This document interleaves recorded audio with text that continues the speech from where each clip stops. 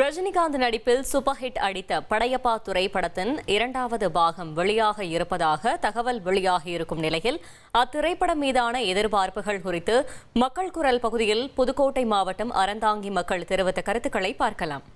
படையப்பா படம் சின்ன பிள்ளையா இருக்கும்போது நாங்கள் பார்க்க முடியலை. காரணம் என்னென்னா, நான் சின்ன பிள்ளை, தியேட்டர்லலாம் போய் பார்க்க முடியலை.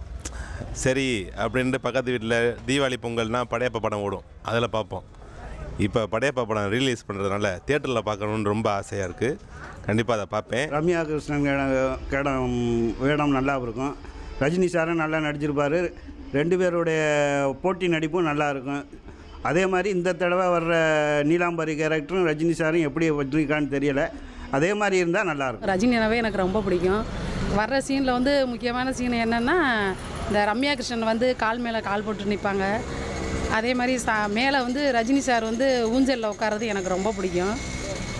இப்போ படையப்பா 2 எடுத்தால் நல்லாயிருக்கும். இப்போ எடுக்கிறாங்களாம் படம், ஆனால் ஆவலாக இருக்குது. ரம்யா கிருஷ்ணன் மேம் நல்லா நடிச்சிருப்பாங்க. அந்த மியூசிக்கும் அவங்களோட பார்வை பேச்சு எல்லாம் நல்லாயிருக்கும்.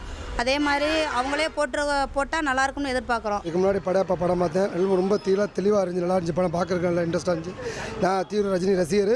ஏதாலும் அந்த படத்தை 3 ட்ரிப் பார்த்துருக்கேன். இந்த பார்ட் 2 நான் எதிர்பார்க்குறேன். அதோட ரொம்ப தெளிவாக எதிர்பார்க்குறேன்.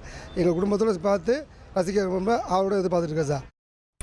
மக்கள் குரல் பகுதியில் புதுக்கோட்டை மாவட்டம் அறந்தாங்கி மக்கள் தெரிவித்த கருத்துக்களை பார்த்தோம்.